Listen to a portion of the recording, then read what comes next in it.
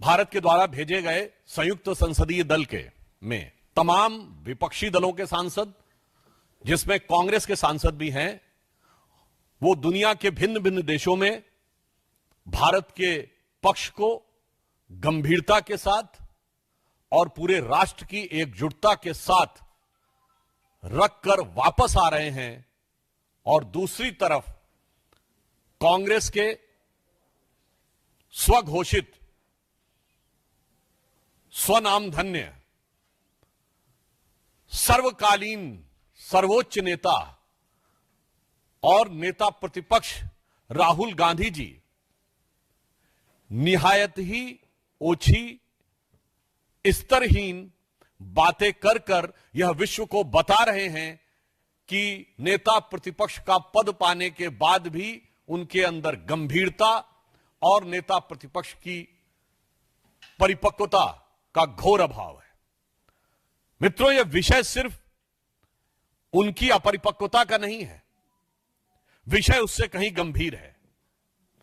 राहुल गांधी जी ने जिस प्रकार से हमारी सेना के द्वारा दिखाए गए अप्रतिम शौर्य और सेना के अधिकारियों द्वारा, जिसमें director general military operation, director general air operation, director general navy operations थे, उन्होंने जिस तरीके से ऑपरेशन सिंदूर की सफलता का विवरण दिया है, उसको सरेंडर से तुलना करना यह दर्शाता है कि यह मानसिकता कितनी रोगी और कितनी खतरनाक हो चुकी है।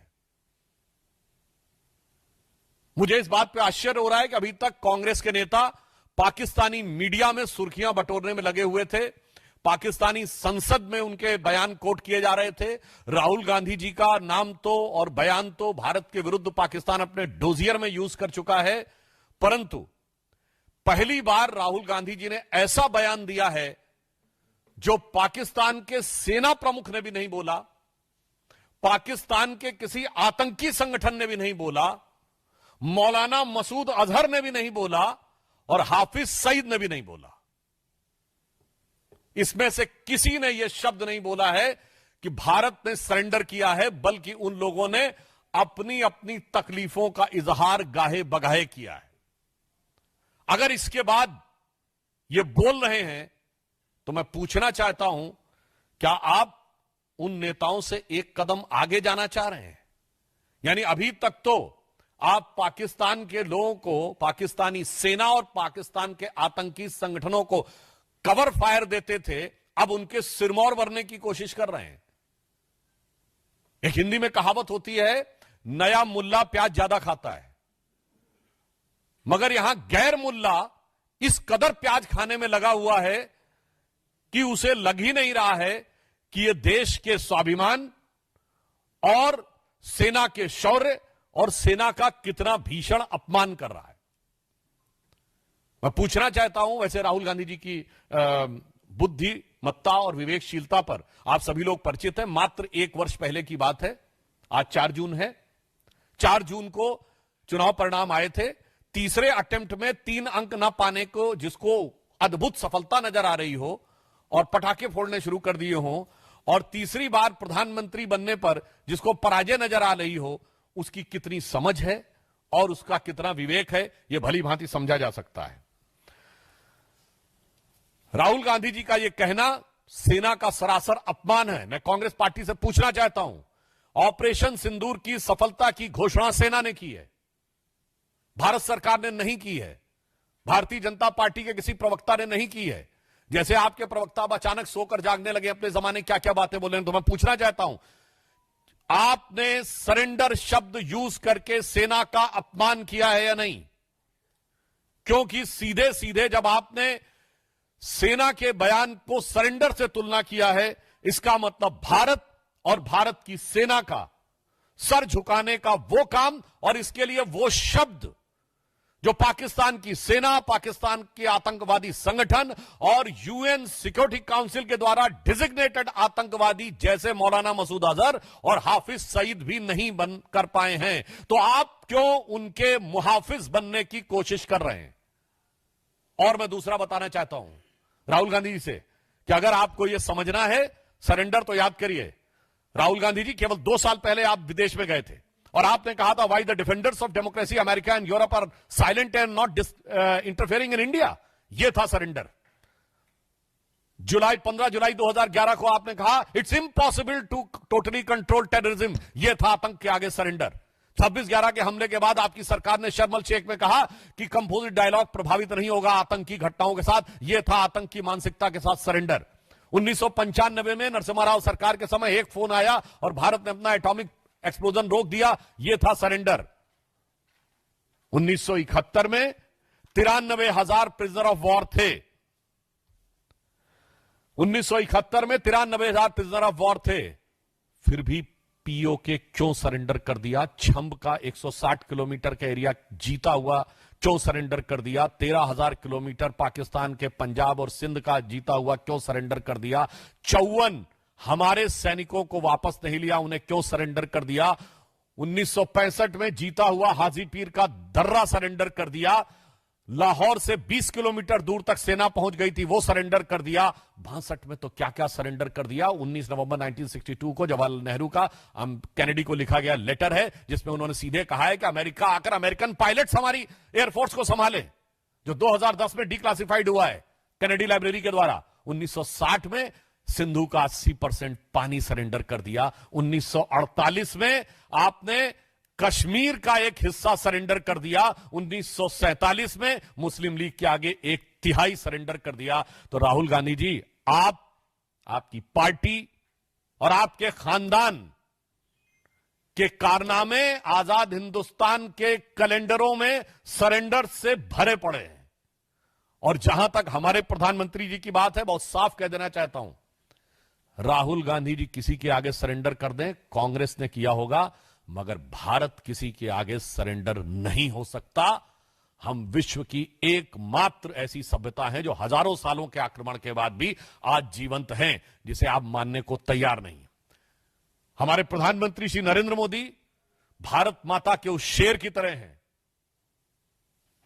आपको पता होगा, एक संस्कृत का वाक्य है, नाभिषेको न संस्कारो सिंहस्य क्रियते मृगा विक्रमार्जित राजस्य स्वयं एवं मृगेंद्रता। मृगेंद्र शेर के लिए होता है और उसके अंदर स्वयं वो क्षमता होती है। तो हमारे प्रधानमंत्री श्री नरेंद्र मोदी जी भारत मां के शेर अर्थात हमारे नरेंद्र भारत मां के मृगेंद्र हैं। और आपके खानदान के सरेंडर आजाद हिंदुस्तान के कैलेंडर में भरे पड़े हैं। इसीलिए मैं राहुल गांधी जी के लिए यह पंक्ति कहकर समाप्त करना चाहता हूं कि आदतन, फितरतन, शरारतन, व्याकुलता के कारण या कुटिलता के कारण आप प्रधानमंत्री के खिलाफ बोलिए, भारत सरकार के खिलाफ बोलिए, भारतीय जनता पार्टी के खिलाफ बोलिए, हमें बर्दाश्त है। पर भारत के स्वाभिमान और भारत की सेना के लेकर आप झूठ बोलेंगे तो यह कतई बर्दाश्त नहीं है। तो इसे सिर्फ एक पंक्ति कहूंगा कि वो पैरवी तो झूठ की करता चला गया, वो पैरवी तो झूठ की करता चला गया, बस उसका चेहरा उतरता चला गया। धन्यवाद। मित्रों, प्रश्न आमंत्रित है मोहित भट्ट। सर, राहुल गांधी ने जो कहा, sir, he was basically giving reference to how Trump again and again he is saying this, that because of Trump they have surrendered, because of Trump we have agreed to ceasefire, but the armed forces have denied it. They have said it was Pakistani DGMO who called us, and that is why ceasefire happened. So the attack coming in from Rahul Gandhi and Congress about Trump had to. On the issue of US President's statement, Government of India has clarified n number of times that there was no third party mediation.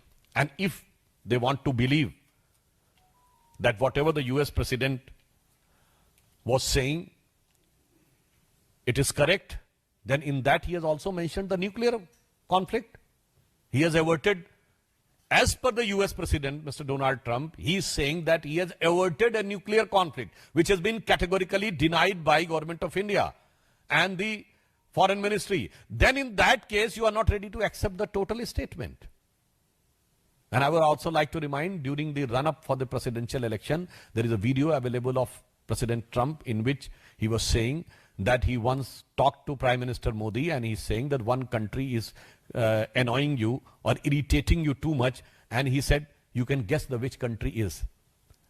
and I can ask them to stop those things, then it is the statement of Donald Trump when he was running for presidentialship. Then Modi ji said, no, we have taught them lessons several times. I will do it.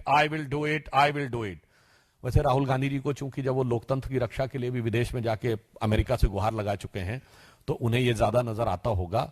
इस कारण से इस संभावना से इनकार नहीं किया सकता। वैसे ऑन द लाइटर नोट मैं कहना चाहूंगा, अमेरिका के राष्ट्रपति ने 31 मई को एक और ट्वीट किया है जिसमें उन्होंने कहा है कि Joe Biden was killed in 2020 और जो 4 साल तक अमेरिका के राष्ट्रपति थे, he was a robot clone. तो मुझे लगता है कि कितना भरोसा, बल्कि मैं अमेरिकी सरकार से भी पूछना चाहता हूं कि भाई ये बयान उन्होंने अपने ऑफिशियल जो ट्रूथ करके उनका एक सोशल मीडिया है उस पर दिया है, तो राहुल गांधी इस पे भरोसा करते हैं नहीं? मुझे लगता है इस पे बता दे तो बेटर रहेगा। वैसे इस तरह के बयान देकर मैं एक बात कहना चाहता हूं, पाकिस्तान के प्रधानमंत्री शहबाज शरीफ का रिकॉर्डेड वीडियो अवेलेबल है जिसमें वो कह रहे हैं 9-10 अगस्त की दरमियानी रात को 2:30 बजे मेरे जनरल आसिफ मुनीर ने मुझे जगा कर ये कहा कि वजीर आजम साहब, पाकिस्तान के कई एयर बेसेस के ऊपर अटैक हो गया है और नूर खान एयर बेस पर भी मिसाइल गिरी है। ये आसिम मुनीर और शहबाज शरीफ दोनों का कबूलनामा है। फिर वो अजरबैजान में भी जाके बोले कि हम तो फजर की नमाज का इंतजार कर रहे थे कि 4:30 के बाद अटैक करेंगे, उससे पहले ही इंडिया ने अटैक कर दिया रात्रि के तीसरे पहर में ही। तो मैं पूछना चाहता हूं राहुल गांधी जी से कि शहबाज शरीफ और आसिम मुनीर के इकबालिया बयान के बाद भी अगर आपको समझ में नहीं आ रहा है तो आपको क्या कहा जाए? राहुल शरीफ कहा जाए या राहुल मुनीर कहा जाए? क्योंकि आप तो मुनीर और शरीफ से भी ज्यादा बड़े पाकिस्तान के पक्ष में तकरीर देने वाले नजर आ रहे हैं।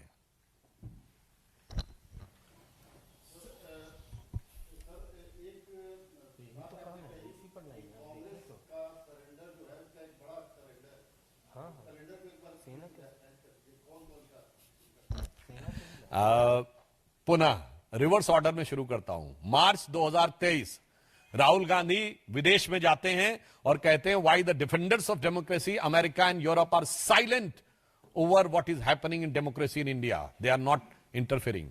यह था सीधा सरेंडर। अब आप आइए, 15 जुलाई 2011 को राहुल गांधी कहते हैं it's impossible to stop terrorism. यह था टेररिज्म के आगे सरेंडर।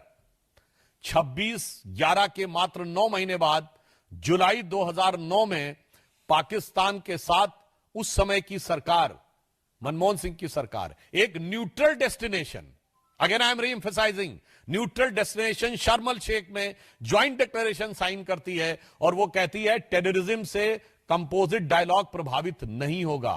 यह था टेररिज्म की मानसिकता के साथ सरेंडर। 1996 में आपने मोस्ट फेवरेट नेशन का स्टेटस दिया, यह था उनके साथ सरेंडर। अब आप आइए, 1971 में 93,000 प्रिजनर ऑफ वॉर थे, फिर भी पीओके नहीं निगोशिएट किया। अरे लेना तो छोड़िए, निगोशिएट नहीं किया। यह क्या था? 13,000 किलोमीटर हमारा पंजाब और सिंध का हमारे पास थे, वो छोड़ दिया। यह था शिमला में सरेंडर। और यह मैं हवा में नहीं बोल रहा हूं, बेनजीर भुट्टो ने अपनी किताब डॉटर ऑफ द ईस्ट में लिखा है कि जब वो शिमला समझौते के बाद रावलपिंडी पहुंचे तो उनके और उनके पिताजी का इस गर्मजोशी से स्वागत हुआ कि जंग हारने के बाद वो डिप्लोमेसी में सब कुछ जीत के आ गए। I am quoting the book of Benazir Bhutto. अब आइए, 1965 एक न्यूट्रल डेस्टिनेशन ताशकंद में समझौता होता है और हम लाहौर से केवल 20 किलोमीटर तक पहुंच गए थे, वो और हाजी पीर का दर्रा, जिसके लिए वीर अब्दुल हमीद जैसे कितने शहीदों ने बलिदान दिया, वो सरेंडर कर दिया। 1962 में अक्सई चीन को सरेंडर कर दिया। कहता ये तो हमें यहां पे कुछ उगता नहीं है। अब भाई जैसे उन्होंने, नेहरू जी ने कहा था भाई हमारे भी सर पे बाल नहीं उगते, तो ये महावीर त्यागी जी ने कहा था, वो सरेंडर।